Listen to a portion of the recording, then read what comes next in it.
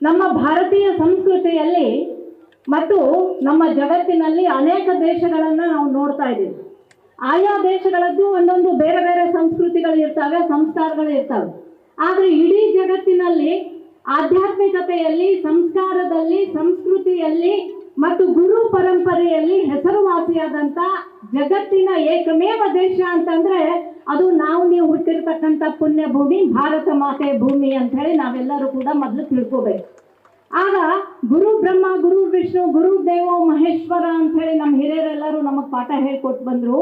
ಯಾಕಂದ್ರೆ ನಮ್ಮ ದೇಶದಲ್ಲಿ ಗುರು ಅಂದ್ರೆ ಬ್ರಹ್ಮ, ಗುರು ಅಂದ್ರೆ ವಿಷ್ಣು, ಗುರು ಅಂದ್ರೆ ಶಿವ ಅಂತ ಹೇಳಿದ್ರು. ಆದ್ರೆ ಮುಂದೆ ಹೋಗಿ ಮತ್ತೊಂದು ಮಾತು ಹೇಳ್ತಾರ, ಹರ ಮುನಿದರು ಗುರು ಕಾಯಬಲ್ಲ ಅಂತ ಹೇಳಿ ಹೇಳ್ತಾರೆ.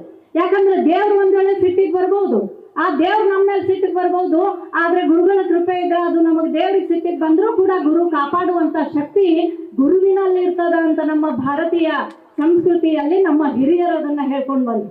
ಇಂಥ ಗುರುಗಳು ಒಂದು ಇಲ್ಲೇ ಇರ್ತಕ್ಕಂಥ ಅವರ ಮಠಕ್ಕೆ ಒಂದು ಕಾರ್ಯಕ್ರಮಕ್ಕೆ ಬರ್ತಕ್ಕಂಥ ಸಂದರ್ಭದಲ್ಲಿ ಅವರಿಗೆ ನಿಷೇಧವನ್ನ ಹೇಳ್ತಾರೆ. ನಾನು ಕೂಡ ರಾತ್ರಿ 12 ಗಂಟೆವರೆಗೆ ಪೊಲೀಸ್ ಅಧಿಕಾರಿಗಳ ಜೊತೆಗೆ, ಅಪ್ಪವ್ರ ಜೊತೆಗೆ ನಾವೆಲ್ಲರೂ ಕೂಡ ಮಾತಾಡಿದ್ರು ಸಹಿತ ಆ ನಿರ್ಬಂಧನೆಯನ್ನ ಹಾಕಿದ್ರು.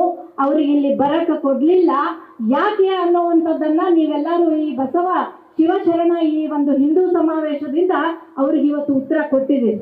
ಈಶ್ವರಪ್ಪಾಜಿಯವರು ಹೇಳಿದ್ರು, Abhi trailer high, picture Abhi ಬಾಕಿ ಹೈ ಅಂತ ಹೇಳಿ. ಇದು ಈಗ ಟ್ರೇಲರ್ ಶುರುವಾಯ್ತು. ನಮ್ಮ ಸನಾತನ ಧರ್ಮ, ನಮ್ಮ ಹಿಂದೂ ಧರ್ಮದ ನಮ್ಮ ಗುರುಗಳಿಗೆ ಯಾರಾದ್ರೂ ಏನಾದ್ರೂ ಮಾಡಿದ್ರ ಅದಕ್ಕೆ ತಕ್ಕ ಉತ್ತರ ಜನನೇ ಕೊಡ್ತಾರೆ ಅನ್ನೋದಕ್ಕೆ ಇದೊಂದು ಉದಾಹರಣೆಯಾಗಿ ಈ ಬಸವ ನಾಡಿನಲ್ಲಿ ನೀವು ತೋರಿಸ್ಕೊಟ್ಟಿದ್ದೀರಿ ಅಂತ ಹೇಳಿ ನಾನು ಬಹಳಷ್ಟು ಅಭಿಮಾನದಿಂದ ನಿಮಗೆ ಅಭಿನಂದನೆಗಳನ್ನ, ಕೃತಜ್ಞತೆಗಳನ್ನ ಹೇಳ್ತಾ ಇದ್ದೀನಿ. ಯಾಕಂದ್ರೆ ಈಶ್ವರಪ್ಪಾಜಿ ಅವ್ರು ಹೇಳಿದ್ರು, ನಮ್ಮ ಗುರುಗಳು ಏನ್ ಅಂದ್ರು ರೀ, ಅವ್ರು ಉತ್ತರ ಕರ್ನಾಟಕದ ಒಂದು ಬೈಗಳ ಅಂದಿರ್ಬೋದು, ಆದ್ರೆ ಅಲ್ಲಿ ಇರ್ತಕ್ಕಂಥ ಬೇರೆ ಗುರುಗಳು ಏನೇನು ಅಂದ್ರು ಅನ್ನೋದನ್ನ ನೀವು ವಿಡಿಯೋದಲ್ಲಿ ನೋಡಿದಿರಿ. ಆ ಗುರುಗಳು ನಮ್ಮ ದೇವತೆಗಳಿಗೆ ಏನಂದ್ರು, ನಮ್ಮ ದೇವರುಗಳಿಗೆ ಏನಂದ್ರು, ನಮ್ಮ ಧರ್ಮಕ್ಕೆ ಏನಂದ್ರು, ನಮ್ಮ ದೇಶಕ್ಕೆ ಏನಂದ್ರು ಅದನ್ನ ನೆನ್ಸ್ಕೊಂಡ್ರೆ ನಮ್ಮ ಮೈ ಉರಿತದ. ಆದ್ರೆ ನೀವುಗಳು ಕೊಡಕ್ ಉತ್ತರ ಆಗಂಗಿಲ್ಲ. ಆದ್ರೆ ನಮ್ಮೆಲ್ಲರ ಪರವಾಗಿ ಗುರುಗಳ ಉತ್ತರ ಕೊಟ್ರಲ್ಲ, ಅದು ಏನೂ ತಪ್ಪಿರ್ಲಿಲ್ಲ. ಬೇರೆ ಗುರುಗಳು ಮಾತಾಡಿದ್ದನ್ನು ನೋಡಿದ್ರ ಈ ಗುರುಗಳು ಅವ್ರ ಮುಂದೆ ಏನೂ ಇಲ್ಲ. ಅವ್ರಿಗೆ ಯಾವ ಭಾಷೆ ಒಳಗೆ ಉತ್ತರ ಕೊಡ್ಬೇಕೋ ಅದೇ ಭಾಷೆ ಒಳಗೆ ಅವ್ರು ಉತ್ತರ ಕೊಟ್ಟಿದ್ದಾರೆ. ಯಾಕಂದ್ರ ಧರ್ಮದ ಪರಿಪಾಲಕರು, ನಮ್ಮನ್ನ ಹಡೆದ ತಾಯಿ ಒಬ್ಳು ಇರ್ತಾರೆ, ಪಡೆದ ಗುರು ಒಬ್ರು ಇರ್ತಾರ. ಇಲ್ಲಿರ್ತಕ್ಕಂಥ ಅದೃಶ್ಯ ಕಾಡಸಿದ್ದೇಶ್ವರ ಅಪ್ಪರು ಒಬ್ಬ ತಾಯಿ ಹೃದಯದ ಪೂಜ್ಯರು. ಹೇಳಿದ್ರಲ್ಲ, ನಡೆದಾಡುವ ಮಾತನಾಡುವ ದೇವರು ನಮ್ಮ ಸಿದ್ದೇಶ್ವರ, ಪರಮ ಪೂಜ್ಯ ಸಿದ್ದೇಶ್ವರ ಅಪ್ಪಾಜಿಯವರ ಪರಮ ಶಿಷ್ಯರು. ಅವ್ರ ಹೆಜ್ಜೆ ಮೇಲೆ ಹೆಜ್ಜೆ ಹಾಕೊಂಡು ಹೋಗ್ತಕ್ಕಂಥ ಧರ್ಮ ಪ್ರಸಾರ, ನಮ್ಮ ದೇಶದ ಸಂಸ್ಕಾರ ಸಂಸ್ಕೃತಿಯನ್ನ ಉಳಿಸ್ತಕ್ಕಂಥವ್ರು ಯಾರಾದ್ರೂ ಇರ್ಬೇಕು ಅಂತಂದ್ರೆ ಇವತ್ತು ನಾವು ಅದೃಶ್ಯ ಕಾಡಸಿದ್ದೇಶ್ವರ ಅಪ್ಪರನ್ನ ನೋಡ್ತೀವಿ. ಇಲ್ಲಿ ಇರ್ತಕ್ಕಂಥ ಎಲ್ಲ ಪೂಜ್ಯರು ಕೂಡ ಇವತ್ತು ಇಲ್ಲಿ ಬಂದು ಇಲ್ಲಿ ಉಪಸ್ಥಿತಿಯನ್ನ ತೋರಿಸ್ತಾರ ಅಂತಂದ್ರೆ ಆ ಪೂಜ್ಯರ ಒಂದು ಆತ್ಮೀಯತೆ, ಆ ಪೂಜ್ಯರ ಒಂದು ತಾಯಿ ಕರುಳಿಗೆ ಇವತ್ತು ಇಷ್ಟೆಲ್ಲ ಜನ ಕೂಡ ಇವತ್ತು ಬಂದಿದ್ದಾರೆ. ಅದಕ್ಕೆ ಹೇಳ್ತಾರಲ್ಲ, ನಮ್ಮ ಹತ್ರ ಅಧಿಕಾರ ಇದ್ದಾಗ ಅಹಂಕಾರ ಇರಬಾರ್ದು. ಅಧಿಕಾರ ಯಾವುದೋ ಒಂದು ಪುಣ್ಯದಿಂದ ಸಿಗ್ತದ. ಮರಾಠಿ ಒಳಗೆ ಹೇಳ್ತಾರ, ಸಂತೀಜ ಸೋನ ಕರುಣ್ ಘ್ಯಾ ಅಂತ ಹೇಳ್ತಾರೆ.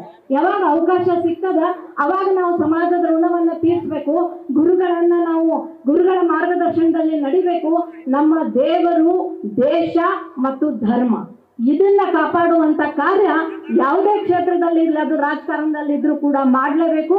ಆ ರೀತಿಯಾಗಿ ಮಾಡದೆ ಗುರುಗಳಿಗೆ ಅಪಮಾನವನ್ನ ಮಾಡಿ ಇವತ್ತು ನಮ್ಮ ಕರ್ನಾಟಕದ ಸರ್ಕಾರ, ಮುಖ್ಯಮಂತ್ರಿಗಳಿರ್ಬೋದು, ನಿಮ್ಮ ಜಿಲ್ಲೆಯ ಉಸ್ತುವಾರಿ ಮಿನಿಸ್ಟರ್ ಇರ್ಬೋದು, ಯಾರೇ ಇದ್ರೂ ಕೂಡ ತಪ್ಪು ಮಾಡಿದಾಗ ತಪ್ಪೇ, ಅದು ಮುಂದೆ ಉತ್ತರ ಕೊಡೋದಕ್ಕೆ ನೀವೆಲ್ಲರೂ ಸಿದ್ಧರಿದ್ದೀರಿ ಅಂತ ಈ ಸಮಾವೇಶದ ಮುಖಾಂತರ ನಾವೆಲ್ಲರೂ ಕೂಡ ಇದಕ್ಕೆ ನನಗೆ ಅನ್ನಿಸ್ತದೆ. ಹಾಗಾಗಿ ಹೆಚ್ಚು ಮಾತಾಡೋದಕ್ಕಿಂತ ಅಪ್ಪಾರು ಏನ್ ಮಾಡ್ಯಾರ ಅನ್ನೋದೊಂದು ಸ್ವಲ್ಪ ಕಲರಿಗೆ ಬಂದು ನೋಡ್ರಿ. ಅವರು ಮಹಾರಾಷ್ಟ್ರದ ಸ್ವಾಮೀಜಿ ಅವರಲ್ಲ, ಅವರು ರಾಷ್ಟ್ರ ಸಂತರಿದ್ದಾರೆ. ಈಗ ನಮ್ಮ ಇಡೀ ಭಾರತ ದೇಶದ ಸಂತರು ಯಾರು ಅಂತಂದ್ರೆ ಅದೃಶ್ಯ ಕಾಡಸಿದ್ದೇಶ್ವರ ಅಪ್ಪಾಜಿ ಅಂತ ಹೇಳಿ ನಾವೆಲ್ಲರೂ ಅಭಿಮಾನದಿಂದ ಹೇಳ್ಬೇಕು. ಯಾಕಂದ್ರೆ ನಮ್ಮ ಭಾರತೀಯ ಸಂಸ್ಕೃತಿಯ ಪರಿಚಯವನ್ನ ಜಗತ್ತಿಗೆ ಸ್ವಾಮಿ ವಿವೇಕಾನಂದರು ಮಾಡಿಕೊಟ್ರು. ಅವರು ಕೂಡ ನಮ್ಮ ದೇಶದ ಒಬ್ಬ ಸನ್ಯಾಸಿ, ನಮ್ಮ ದೇಶದ ಒಬ್ಬ ಗುರು. ಇವತ್ತು ನಾವು ನೋಡ್ತೀವಿ ಅವರ ವಿವೇಕಾನಂದರ ರೂಪದಲ್ಲಿ ಪರಮ ಪೂಜ್ಯ ಜಗದ್ಗುರು ಅದೃಶ್ಯ ಕಾಡಸಿದ್ದೇಶ್ವರ ಅಪ್ಪಾಜಿ ಅವ್ರನ್ನ ನೋಡ್ತೀವಿ. ಯಾವ ಕ್ಷೇತ್ರದಲ್ಲೂ ಕೂಡ ಅವರು ಬಿಟ್ಟಿಲ್ಲ, ಆಡು ಮುಟ್ಟದ ಗಿಡ ಇಲ್ಲ. ಅಪ್ಪಾಜಿ ಮಾಡದೇ ಇರ್ತಕ್ಕಂಥ ಸೇವಾ ಕಾರ್ಯಗಳ ಯಾವ ಕ್ಷೇತ್ರನೂ ಉಳಿದಿಲ್ಲ ಅನ್ನೋದಕ್ಕೆ ಒಂದ್ ಸ್ವಲ್ಪ ನಾ ಯಾರ್ಯಾರು ಅವ್ರಿಗೆ ವಿರೋಧ ಮಾಡಿದ್ರಲ್ಲ ಕನ್ನೇರಿಗೆ ಬಂದು ನೋಡ್ರಿ ಅಂತ ವಿನಂತಿ ಮಾಡ್ಕೋತೀನಿ. ಯಾಕಂದ್ರೆ ಕೃಷಿ ಕ್ಷೇತ್ರ, ಯಾಕಂದ್ರೆ ಹೆಣ್ಮಕ್ಳಿಗೆ ಉದ್ಯೋಗ ಅವಕಾಶ, ಕೃಷಿ ಕ್ಷೇತ್ರ, ಸಾವಯವ, ಗೋರಕ್ಷಣೆಯನ್ನ ಹೆಂಗ್ ಮಾಡ್ಬೇಕು ಅನ್ನೋದನ್ನ ಅಷ್ಟೇ ಅಲ್ಲ, ಆರೋಗ್ಯ ಯಾವ ಕ್ಷೇತ್ರ ಅಂತ ಹೇಳಿದ್ರು ಕೂಡ ಕಡಿಮೆ ಅದ. ನನಗೆ ಇವತ್ತು ಅವಕಾಶ ಇಲ್ಲ, ಇನ್ನೊಂದ್ಸತಿ ಯಾವಾಗಾರ ಅವಕಾಶ ಇದ್ದಾಗ ಬಂದು ಹೇಳ್ತೇನೆ. ಬಟ್ ಯಾವ ಕ್ಷೇತ್ರನೂ ಅವರು ಬಿಟ್ಟಿಲ್ಲ. ಇವತ್ತು ಧರ್ಮ ಪ್ರಸಾರದ ಮುಖಾಂತರ ಈ ಜಗತ್ತಿನಲ್ಲಿ, ಈ ನಮ್ಮ ದೇಶದಲ್ಲಿ ಪ್ರತಿಯೊಬ್ಬರಿಗೂ ಬೇಕಾಗಿರುವಂತಹ ಅವಶ್ಯಕವಾದಂತಹ ಕ್ಷೇತ್ರಗಳನ್ನ ಅವರು ಇವತ್ತು ಎಲ್ಲಾನು ಕೂಡ ನೆರವೇರಿಸಿದ್ದಾರೆ.